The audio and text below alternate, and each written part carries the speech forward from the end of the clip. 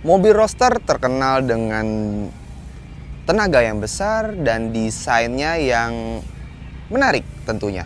Nah, kali ini saya akan menghadirkan suatu mobil Roadster, namun ia hanya memiliki kapasitas mesin sebesar 658 cc. Siapa dia? Anda pasti sudah mengetahui, yaitu Daihatsu Copen.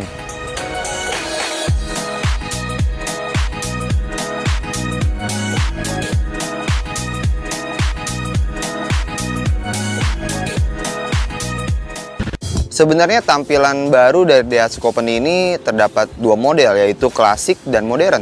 Namun, pihak Daihatsu Indonesia itu memasukkan model dari modern untuk pasar di Indonesia. Ini dia. Kita akan melihat perbedaan dari sebelumnya. Yang paling terlihat ialah adanya pada headlamp. Headlamp di sini kini terlihat lebih tajam dibandingkan pendahulunya dengan model membulat. Selain itu juga banyaknya lekuk-lekukan pada bagian bumper. Bisa kita lihat, grillnya juga jadi lebih membesar, lebih modern tentunya.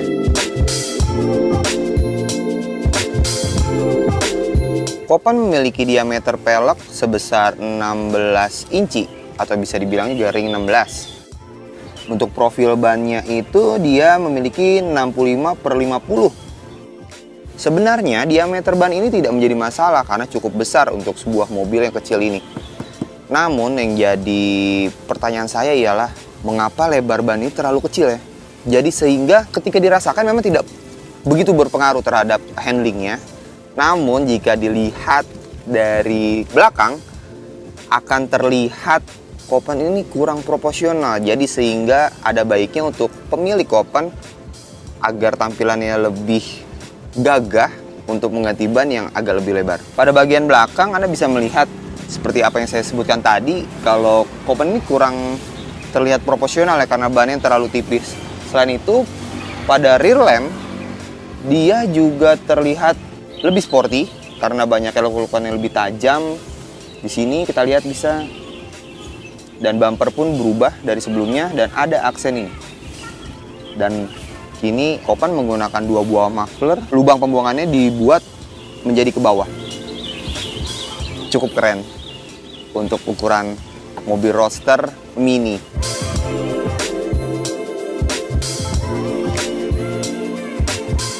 Yang terbaru dari Copen ialah ini yang saya pegang, ialah kunci, karena Copen terbaru ini menggunakan smart key tentunya. Jadi cukup Anda masukkan kantong, semua akses bisa Anda lakukan termasuk membuka pintu tentunya.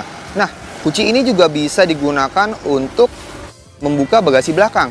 Ini buktinya. Cukup menekan tombol open pada remote. Dengan seketika, bagasi belakang akan terbuka.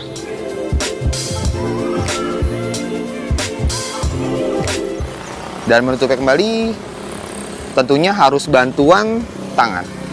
Dia tidak motorized untuk membuka bagasinya tentunya.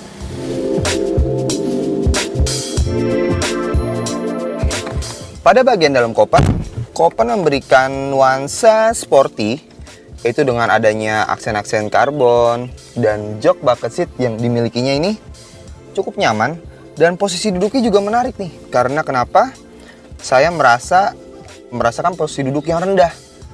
Ini menandakan adalah ciri khas sebagai mobil sport, di mana saya bisa mendapatkan posisi duduk cukup rendah agar bisa merasakan handling yang lebih baik tentunya.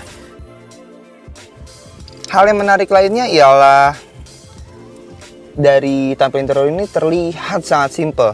Kadang saya bingung di mana tempat untuk membuka bagasi belakang atau untuk membuka kap mesin sendiri. Ternyata Daihatsu menyematkan akses untuk membuka bagasi itu ada di sini.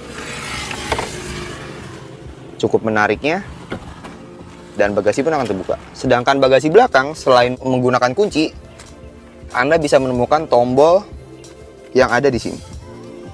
Dan untuk tangki bensin, ketika Anda mau melakukan pengisian bahan bakar, Anda bisa membukanya di sini.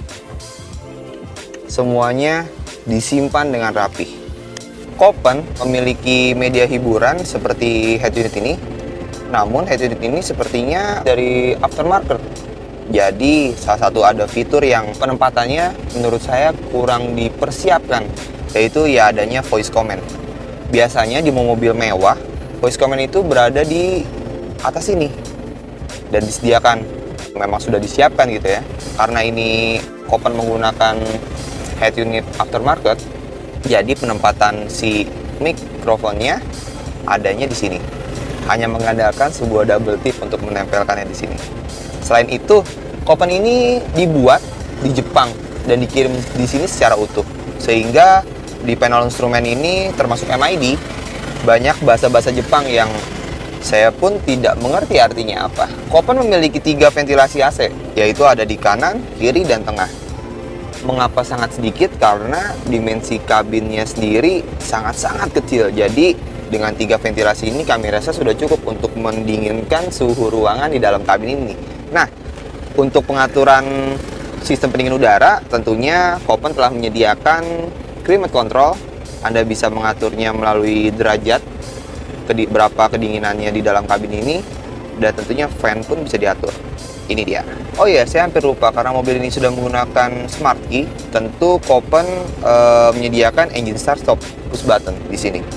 Dan satu lagi, Copan ini telah memiliki eco idle off, yaitu dimana mobil ini bisa mematikan mesin sendiri ketika dalam keadaan di kemacetan, tentunya untuk meminimalisir penggunaan bahan bakar. Selain itu, Copan juga telah memiliki teknologi kontrol traksi yang ada di tombolnya di bagian kanan sini. Fitur berikutnya yang menjadi pertanyaan bagi saya yaitu adanya pemanas di dalam kabin ini. Lebih tepatnya itu di jok. Mengapa ada pemanas untuk jok? Tentunya untuk pengemudi. Karena mobil ini convertible dan atapnya bisa dibuka, sewaktu-waktu ketika pengendara sedang berkendara di, misalnya kita bisa bilang daerah pegunungan, pengendara akan terasa dingin. Nah, fungsi inilah yang bisa menghangatkan si pengendara dan penumpangnya tentunya.